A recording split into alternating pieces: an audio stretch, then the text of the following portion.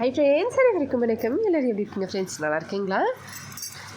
ஒரிஷாவில் இந்த மாதிரி கிராமத்தில் வந்து சாமிக்கு பூ கொடுக்குறவங்க இந்த மாதிரி உதிரி பூக்கெல்லாம் கொடுப்பாங்க. விடிய காலம் 5 மணிக்கு 4 மணிக்கெல்லாம் எழுந்திரிச்சு கொஞ்சம் கல்யாணம் ஆகி ஒரு 20 வருஷம் போல் அந்த மாதிரி ஆன லேடிஸ்லாம் பறித்து கொண்டு வருவாங்க. இல்லை கல்யாணம் ஆகாத பெண்கள் புதுசாக கல்யாணம் ஆனவங்களுக்கு வீட்டிலேருந்து பூக்களை பறித்து கட்டிட்டு யார்கிட்டையாச்சும் ஹஸ்பண்ட்கிட்ட இல்லை வீட்டில் பெரியவங்கக்கிட்ட பசங்கக்கிட்ட கொடுத்து விடுவாங்க.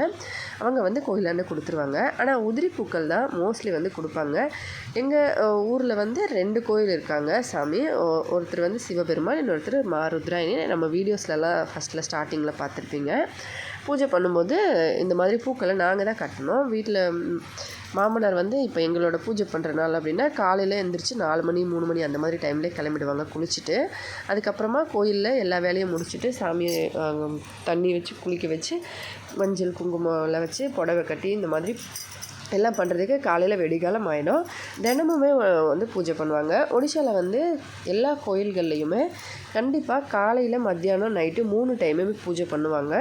கிராமத்தில் சிட்டி ஏரியாவில் இந்த ரோடு சைட்லலாம் கோயில் வச்சுருக்காங்க அப்படின்றவங்க ரோட் சைட், அதாவது ரோட்டுக்காக வைக்கிற சாமிகள் அந்த மாதிரி வந்து காலையில் மட்டும் பூஜை பண்ணுவாங்க, ஈவினிங் பண்ணுவாங்க.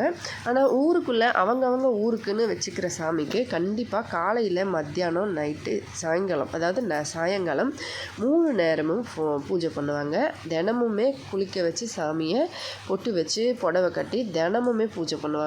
நான் வந்து ஃபஸ்ட் டைம் வந்தப்போ பார்த்துருந்தேன். ஏன்னா ஒரு சில ஊரில் நான் கிராமத்தில் பார்த்துருக்கேன். காலையில் வந்து பூஜை பண்ணுவாங்க. ஆனால் வெள்ளிக்கிழமை செவ்வாய்க்கிழமை மட்டும்தான் பூஜை பண்ணுவாங்க. மற்ற நாட்களில் கோயில் வந்து பூட்டியே வச்சுருப்பாங்க. ஆனால் நான் ஒடிஷாவுக்கு வந்த அப்புறம் பார்த்தா ஃபஸ்ட் டைம் வந்து தினமுமே இந்த மாதிரி காலையில் பூ வந்து கொண்டு வருவாங்க வீட்டுக்கு. அப்போ தான் தெரியும் தினமுமே இங்கே பூஜை பண்ணுவாங்கன்னு சொல்லி. அதோட எங்களோட பாலி டைமில் சாமிக்கு பூஜை பண்ணுற அன்றைக்கி நாள் வந்து எங்கள் கோயிலில் வந்து பூ இப்போ காலையில் 4 மணிக்கு 5 மணிக்கு பூ பறிக்கிறவங்க என்ன பண்ணுவாங்க, கொண்டு வந்து அப்படியே வந்து கோயிலாண்ட வச்சுட்டு போயிடுவாங்க. சாமிக்கிட்ட ஒரு தட்டு வச்சு அதில் வச்சுருப்பாங்க அந்த பூ வைக்கிறதுக்காக. அங்கேருந்து வச்சுட்டு போயிடுவாங்க. எங்கள் மாமனார் வந்து சாமி பூஜையெல்லாம் முடிச்சுட்டு, அதாவது குளிக்க வச்சு பூ போட்டு எல்லாம் வச்சுட்டு சாமிக்கு புடவையெல்லாம் கட்டிட்டு அதுக்கப்புறமா எவ்வளோ பூ இருக்கோ அந்த பூ எல்லாத்தையும் கட்டுறதுக்காக வீட்டுக்கு கொடுத்து விடுவாங்க. வீட்டுக்கு கொடுத்த உடனே பூக்களை எல்லாம் நாங்கள் கட்டிட்டு அதுக்கப்புறம் மறுபடியும் கொடுத்து விட்டால் அப்போ வந்து சாமிக்கு பூ வந்து வச்சுட்டு பூ வந்து தண்ணி தெளிச்சுட்டு அதுக்கப்புறமா வைப்பாங்க. ஏன்னா வீட்டில் இருந்து நம்ம சந்தனம் போட்ட தண்ணி வந்து தெளிச்சுட்டு அதுக்கப்புறமா வைப்பாங்க. ஏன்னா குளிக்காமல் காலையில் பூ கட்டுறதுனா ஒரு வேளை, அதனால் வீட்டில் கொண்டு வந்து கட்டி கொடுக்கறதுனாலையும் சந்தன தண்ணியை தெளிச்சுட்டு அதுக்கப்புறம் சாமிக்கு வந்து இந்த பூவை வந்து சாத்துவாங்க. தினமுமே இந்த மாதிரி தான் பூஜை பண்ணுவாங்க. அதோட உதிரி பூக்களை கொண்டு வந்து வந்து எங்களோட பூஜை நாட்களில் எங்கள் வீட்டுக்கு கொடுப்பாங்க. இன்னொரு குடும்பம் அந்த மாதிரி நிறைய குடும்பம் இருக்கிறாங்க. யார் யாருக்கு அவங்களுக்கு நாளுக்கு அவங்கவுங்க வீட்டில் அவங்கவுங்க பூஜை பண்ணும்போது அவங்கவுங்க வீட்டில் கட்டி கொடுப்பாங்க. இந்த பூ வந்து எங்கள் வீட்டு பின்னாடி வந்து ஒரு செடி வந்து சின்னதாக வச்சுருந்தோம். அதில் நிறைய பூ வந்ததுனால நான் கட்டி கொடுத்துருந்தேன். கோயிலிருந்து வர பூக்கள் வந்து நிறைய விதமான பூக்கள் வரும். வெள்ளை செம்பருத்தி, சிகப்பு செம்பருத்தி, அதுக்கப்புறம் ப்ளூ கலரில் ஒரு பூ இருக்கு இல்லைங்களா அது, அதுக்கப்புறமா அரளிப்பூ, இந்த மாதிரி நிறைய விதமான பூக்கள் வரும். பெரிய பெரிய தாமரைத்தட்டில் 2 தாமரைத்தட்டு அந்த மாதிரியெல்லாம் வரும். லேடிஸுங்க வந்து மோஸ்ட்லி கொண்டு வருவாங்க.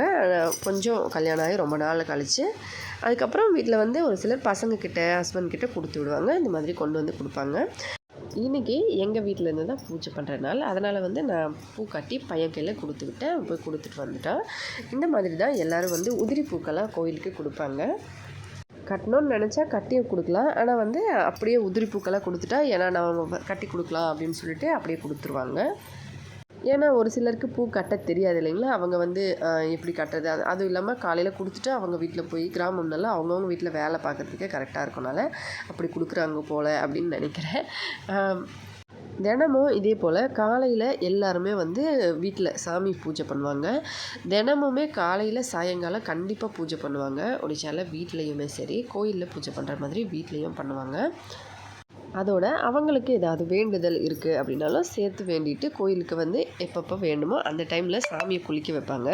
குளிக்க வைக்கிறதுக்காக இந்த மாதிரி மஞ்சத்தூள், எண்ணெய், அதுக்கப்புறம் குங்குமம், பிரசாதம் இந்த மாதிரி எல்லாம் சேர்த்து பொருட்களை கொடுத்து விடுவாங்க. இப்போ நாளைக்கு காலையில் வந்து சாமி குளிக்க வைக்கணும், அவங்களுக்கு ஏதாவது ஸ்பெஷல் டே அப்படின்னா இன்றைக்கி வந்து ஈவினிங் வீட்டில் வந்து கொடுத்துட்டு போயிடுவாங்க.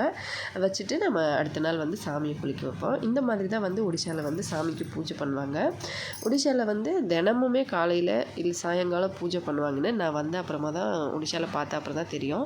ஏன்னா மோஸ்ட்லி வந்து நான் சென்னையில் இருக்கும்போது யாருமே அந்த அளவுக்கு பூஜை பண்ண மாட்டாங்க. ஏன்னா கோயில்கள்லேயுமே செவ்வாய்க்கிழமை வெள்ளிக்கிழமை மட்டும்தான் கூட்டம் அதிகமாக இருக்கும். மற்ற டைம்லலாம் அந்தளவுக்கு இருக்க மாட்டாங்க. கம்மியான ஆட்கள் போயிட்டு வருவாங்க. ஆனால் இங்கே வந்து ரொம்ப அதிகமாக வந்து தினமுமே கோயிலில் போய் சாமி கும்பிட்டுட்டு வருவாங்க. உங்களுக்கு இந்த மாதிரி இன்ஃபர்மேஷன் பிடிச்சிருக்கு அப்படின்னா மறக்காமல் கமெண்ட் பண்ணி சேனலுக்கு சப்போர்ட் பண்ணி சப்ஸ்கிரைப் பண்ணுங்கள் ஃப்ரெண்ட்ஸ். உங்களுக்கு இந்த கல்ச்சர் பிடிச்சிருந்தாலும் மறக்காமல் கமெண்ட்ஸில் சொல்லுங்கள். வேறு ஏதாவது கேட்கணுன்னாலும் சொல்லுங்கள். ஹெல்த்தியாக சாப்பிட்டு சந்தோஷமாகவும் சேஃபாகவும் பத்திரமா வருங்க. அடுத்த வீடியோவில் பார்க்கலாம். நன்றி, வணக்கம்.